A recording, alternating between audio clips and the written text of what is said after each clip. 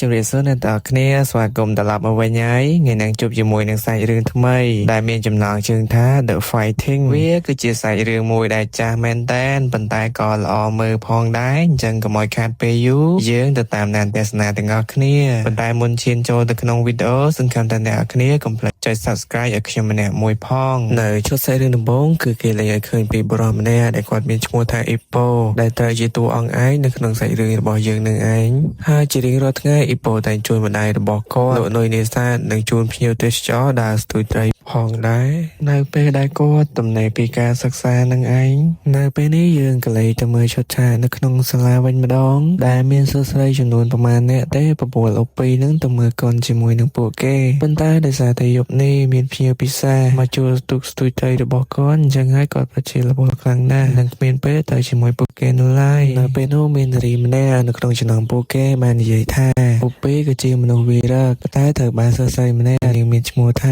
ាលីសាវ៉ានិយាយការពារទៅកាន់អ៊ូពីថាមិនពិតទៅជាពួកគេនិយាយនោះទេព្រោះនៅពេលដែលនាងដើរទៅផ្ទះកាលពីថ្ងៃមុន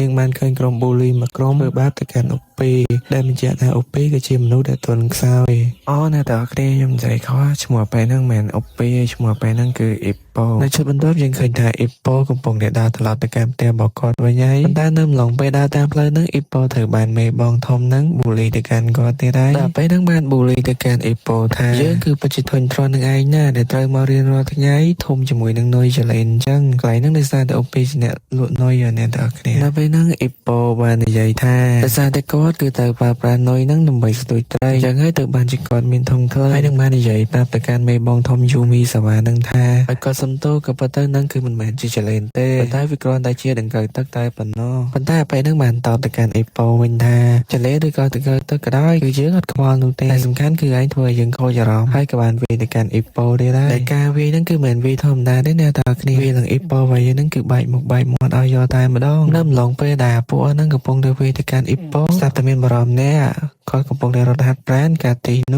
ះគាត់ក៏បានឃើញហេតុការណ៍ទាំងអស់នេះផងដែរដែលឈ្មោះរបស់គាត់គឺមានព្រានាមថាតាកាមូរ៉ាដែលជាអ្នកបដាអាជីពម្នាក់ផងដែរដែលនៅពេលនេះគាត់បានជួយទៅកាន់អ៊ីប៉ូផងដែរនៅពេលដែលគាត់ដើរចូលទៅកាន់ទីនោះត្រូវបានមេបងធំយូមីសាវ៉ានឹងបានសួរថាតើឯងគឺជាអ្នកណាឈ្គួតអីក៏ចេះដឹងរឿងរបស់យើងហើយក៏បានប្រមូលគ្នារបស់ពួកគេនឹងវាយទៅកាន់កាតាមូរ៉ាប៉ុន្តែដែលយើងដឹងហើយតាកាមូរ៉ាគឺជាអ្នកបដាអាជីពអញ្ចឹងហើយមិនឲ្យពួកនឹងវាយហ្វ្រីនោះទេគាត់បានមកឆ្វេងមកស្ដាំធ្វើឲ្យពួកហ្នឹងគឺត្រូវលបួលតែទាំងអស់គ្នាហ្នឹងបន្ទាប់ពីឃើញកាតាមូរ៉ាខ្លាំងអញ្ចឹងពួកហ្នឹងចាំកាលទៀតនាំគ្នារត់ប្រូចហើយបច្ចេកអ្នកទាំងគ្នាកាតាមូរ៉ានិងអ៊ីប៉ូពួកគេអត់ដែលស្គាល់គ្នានោះទេបន្ទាប់ពីវាយប្រហារទៅកាន់មេបងធំដល់ហ្នឹងហើយឃើញថាអ៊ីប៉ូក៏បានស្លាប់បាត់ផងដែរហើយតម្រូវឲ្យកាតាមូរ៉ាហ្នឹងនាំយកគាត់ទៅជាមួយហើយទៅកាន់ក្លឹបបដារបស់កាតាមូរ៉ាហ្នឹងផងដែរតែយើងឃើញថាពេលនេះអ៊ីប៉ូគឺគាត់បាននឹងខ្លួនមកវិញហើយពេលហ្នឹងអ៊ីប៉ូបានសួរទៅកាន់កាតាមូរ៉ាថាតែពេលនេះខ្ញុំកំពុងនៅណាកាតាមូរ៉ាក៏បានឆ្លើយប្រាប់ទៅកាន់អ៊ីប៉ូថាពេលនេះគាត់កំពុងនៅក្នុងក្លឹបបដាមួយហើយបាននិយាយថាដល់ពេលនេះឯងស្រួលខ្លួនហើយមែនទេអញ្ចឹងឯងអាចរត់ទៅផ្ទះរបស់ឯងបានហ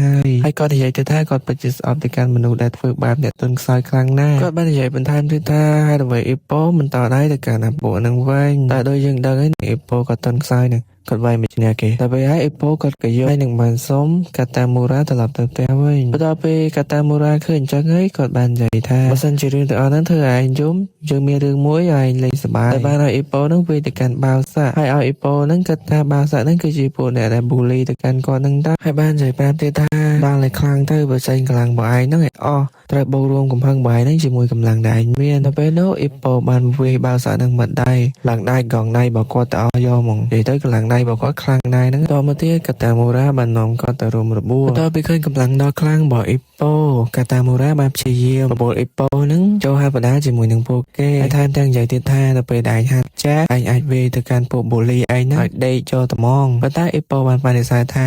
ាគាត់មិនអាចធ្វើវាបាននោះឡើយហើយឥឡូវនេះគឺគាត់ត្រូវត្រឡប់ទៅផ្ទះដើម្បីជួយការងារម្ដាយរបស់គាត់ទៀតហើយបើសិនឲ្យគាត់ទៅវាយជាមួយពួកហ្នឹងគាត់ច្បាស់ជាត្រូវបានគេវាយឲ្យស្លាប់ជាមិនខាននោះទេបើយើងមើលទៅអ៊ីប៉ូក៏មានកម្លាំងខ្លាំងប៉ុន្តែគាត់ខ្វះចំណឿចិត្តតែប៉ុណ្ណោះពេលហ្នឹងទោះបីជាកាតាមូរ៉ាព្យាយាមនិយាយភ្ជាប់ចូលទៅកាន់អ៊ីប៉ូយ៉ាងណាក៏ដោយប៉ុន្តែយើងមើលថាអ៊ីប៉ូគឺអត់យល់ព្រមនៅក្នុងការចូលហាត់ផ្ដាល់នោះទេអញ្ចឹងហើយកាតាមូរ៉ាក៏អត់បានបង្ខំទៅកាន់អ៊ីប៉ូដែរគាត់ក៏លីអ៊ីប៉ូទៅហាត់ប្រាណតែមុននឹងគាត់ចាក់ចេញទៅគាត់ក៏បានទុក CVD មួយដុំ ឲ្យទៅកាន់អ៊ីប៉ូដែលនៅក្នុងហ្នឹងគឺជាការបដាពិភពលោកនឹងឯងបន្ទាប់មកអ៊ីប៉ូរបស់យើងក៏បានយក CVD ហ្នឹងត្រឡប់ទៅកាន់ផ្ទះរបស់គាត់ទៅដល់ផ្ទះក៏បានជួយការងារម្ដាយរបស់គាត់ដូចជាធម្មតានឹងឯងលោកពេលទៅដល់ផ្ទះអ៊ីប៉ូបានយក CVD ហ្នឹងទៅចាក់មើលនៅពេលដែលអ៊ីប៉ូបានមើលវីដេអូការបដាគ្នានោះគាត់ពិតជាស្ងើចសរសើរទៅកាន់អ្នកឈ្នះពិតមែននិងមានអ្នកគាំទ្រច្រើនខ្លាំងមែនតើធ្វើអ៊ីប៉ូគឺពិតជាចង់ស្គាល់អារម្មណ៍មួយនោះណាស់ហើយសាច់រឿងរបស់យើងកាត់ទៅកាន់ពេលព្រឹកវិញដល់ពេលនេះគឺអ៊ីប៉ូគឺបានបដោសាលាទៀតហើយយើងឃើញថាប្រុសៗប្រ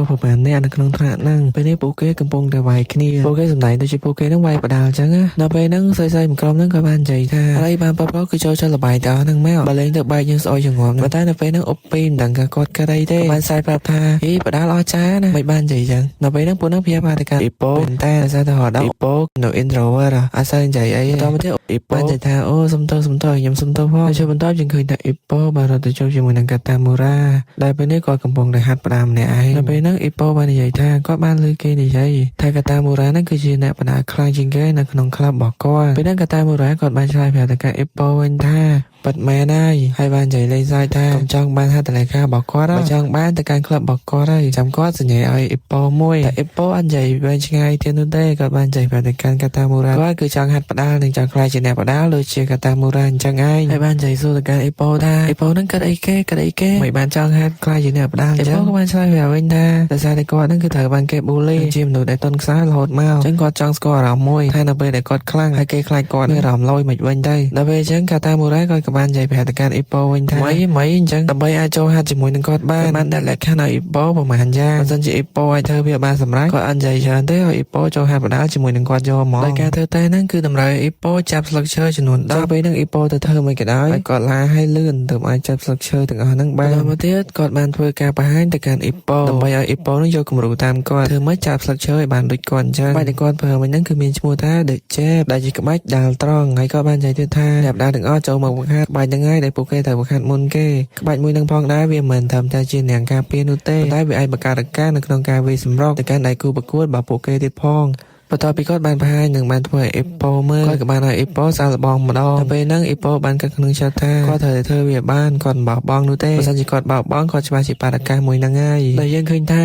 អ៊ីប៉ូក៏ព្យាយាមនៅក្នុងការចាប់ស្លឹកឈើទាំងអស់នោះប៉ុន្តែគាត់បរាជ័យរហូតហ្នឹងតែអីតាមលើកទី1គាត់ក៏បានត្រឡប់ទៅផ្ទះវិញហើយខំប្រឹងប្រែងក៏ដោយចាប់ស្លឹកឈើនឹងឲ្យបានទៅគាត់អាចចូលទៅកាន់ក្លឹបបដារបស់កាតាមូរ៉ាចំណែកឯសាច់រឿងភាគមួយរបស់យើងមានតែប៉ុណ្្នឹងទេសូមសួរអ្នកគ្នាមួយល្អមួយខមមិនអ្នកមួយហើយកុំភ្លេចចុច Subscribe ខ្ញុំមួយផង Like Share អីហ្នឹងដើម្បីជាកម្លាំងចិត្តផងដែរអញ្ចឹងវាខ្ញុំ